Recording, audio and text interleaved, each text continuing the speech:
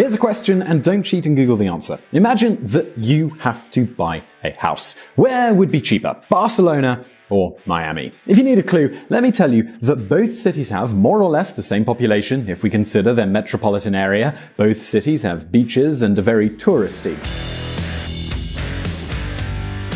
In addition, the average salary in Miami is almost twice the one in Barcelona, and their unemployment rate is much, much lower. Having said all of that, many may think that by logic, Barcelona would be cheaper than Miami. Well, if you are thinking that, you're actually wrong. Homes in Miami are 15% cheaper than those in Barcelona. Yes, dear viewer, buying a house in Spain is truly an impossible mission. But I know what you may be thinking right now. Houses, well, they're expensive everywhere, right?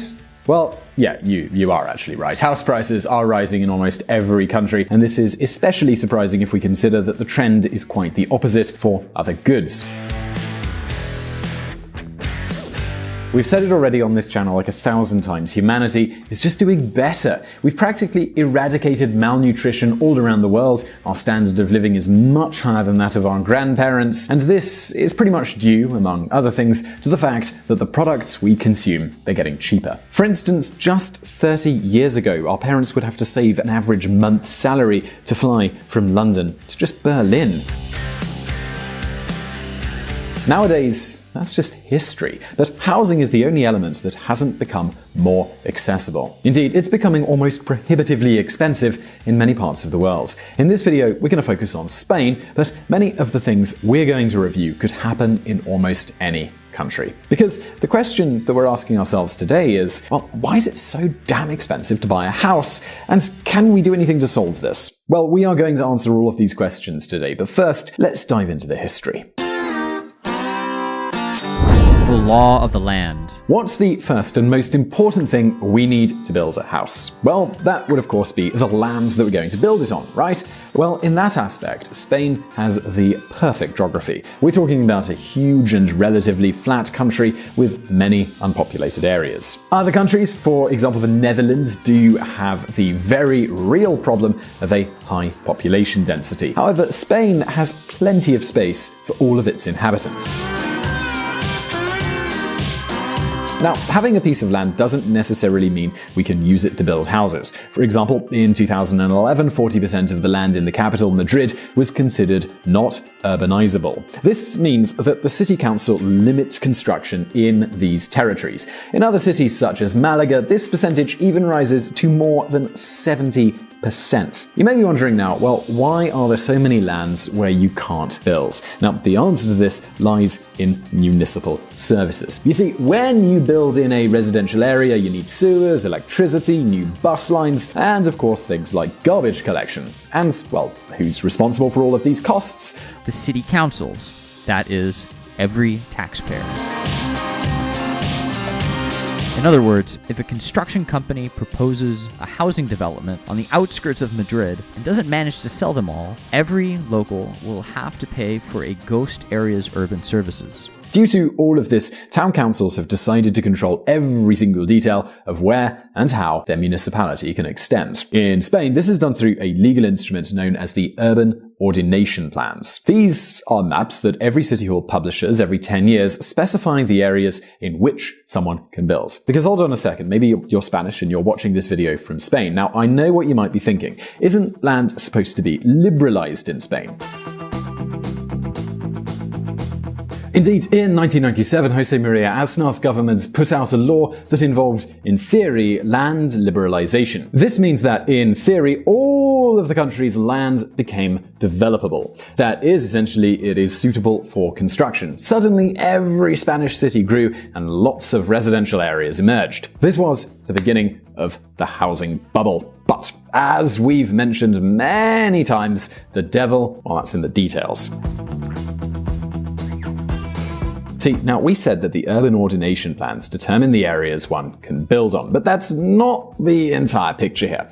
It also sets the conditions for building. Okay, imagine we're requesting a permit from the Barcelona City Council to build a block of flats on a plot that we own. Well, the City Council will say, absolutely no problem, but you can only build 20 homes or 15 or maybe even just 10. Beginning to see the problem here? Even if construction is allowed, housing supply is still highly restricted. And, by the way, this also explains many of Spain's corruption cases. Most of the scandals that have been discovered in recent years were revealed because the developer was bribing a town, planning a council, so that instead of getting a permit for 10 houses, they'd get one for twice as many. In other words, the construction sector has a larger and more perverse incentive to essentially invest in bribes than any other sector. Like, for example,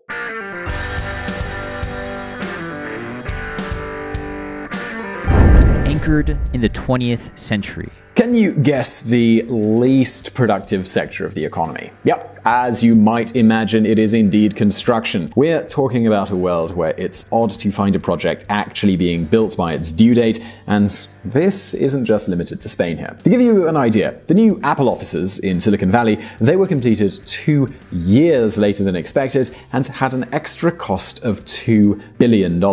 And the same happens with almost every house built today. One survey of British architects found that 60% of their buildings were late. And so, well, now you might be wondering, well, why do these things happen at all? The answer essentially lies in a lack of innovation. Of course, houses today are much more modern, they have better insulation, better heating systems, but the way in which they're built is pretty much the same as it was 50 years ago. Any other economic sector is just much more advanced. For example, a car factory 60 years ago looks nothing like a car factory today. Most of the jobs our grandparents held have simply been replaced by computer programmed machines and robots. What's the result of this? Well, nowadays a car has many more features and is cheaper to make than it was 60 years ago. Thanks to that, now almost every family can afford 1 or even 2 cars. However, if we saw a construction project from the 1960s, we'd barely notice any difference with one done today at all. Same builders, same cranes. Construction companies have barely invested at all in innovation. And it's understandable if we take their extremely low profit margins into account. You heard that right. A housing developer can expect a profit margin of 2 to 5%. Of course, if we're talking about millions of euros, 2% is more than enough to make the company's owner rich. Si yo a lo mejor tengo más de 300 millones de pesetas ya y no sé qué hacer con ellos y tengo mi barco que lleva 2 horas de navegación. But it barely allows them to reinvest in other things such as research and development. And if this weren't enough, there are very few incentives to replace workers and machines. And if this was not enough, there are very few incentives to replace workers with machines here. Unlike other economic sectors, working in construction requires little training. And, well, this leads to a greater concentration of low-skilled labor.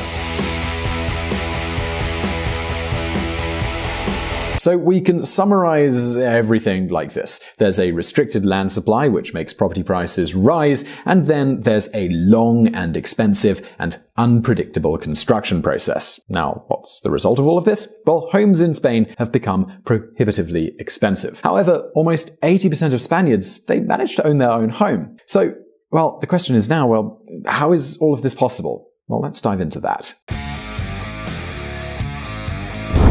Money for everyone. There's a basic principle in economics. Things are worth what someone is willing to pay for them. For example, if a 4-room flat in a normal neighborhood of Madrid is worth more than 300,000 euros, it's because someone can afford to pay more than 300,000 euros. But how can there be so many people who can pay so much? Isn't Spain supposed to be in a financial crisis? Didn't we say that the average salary in Spain is less than 2,000 euros a month? Well, dear viewer, the answer lies, of course, in the banks. 300,000 euros is a true fortune for someone earning an average salary. But if one pays all that money in comfortable installments over many, many years, it'd be a bit easier. And so, how many years do you think we're talking about here? 10 years? 20 years? Well, the truth is that we're talking about a lot longer.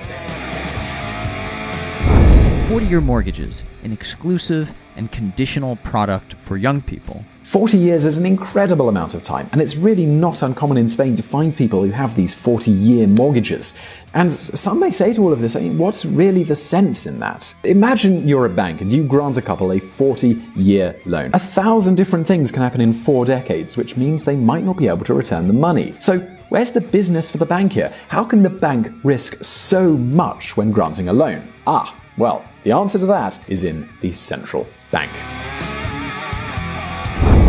ECB to keep printing billions of euros to prop up the Eurozone until 2019. You really did hear that right. Nowadays, Europe is producing more money than ever. However, Europe does have a relatively low inflation rate. Now, in another VisualPolitik video, we did explain that when central banks print bills, prices, they tend to go up. However, in Europe, the opposite happens. So, why is this? Well, that's because all of that newly printed money, that goes directly to the banks. And, what do the banks use it for? Well, of course, that would be loans.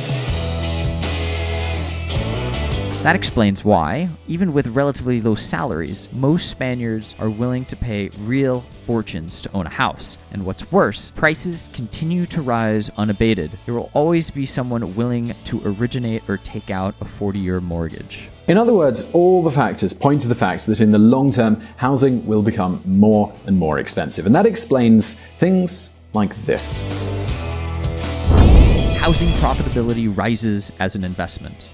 This means that along with the people who buy an apartment to live in it, there are people who buy them as an investment. In other words, central banks inflate demand and municipalities restrict supply.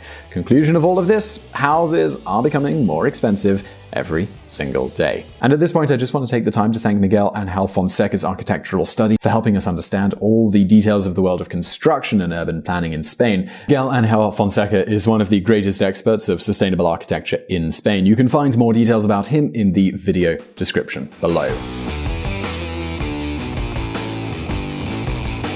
And now it's time to turn to you. How do you think this problem should be solved? Do you think we should restrict bank mortgages? What about release the land in order to be able to build more? What kind of policies do you think would solve this problem? Well, please leave your answers in the comments below. And as always, let me thank the Reconsider Media podcast. They provided the vocals in this episode that are not mine. Click that like button below and don't forget to subscribe for brand new videos every Monday and Thursday. And as always, thank you for watching. And if you want to learn more about politics and hear more of my lovely voice, don't forget to check out the Reconsider podcast at reconsidermedia.com. Reconsider is a podcast that challenges you to reconsider your views by providing context, but we don't do the thinking for you.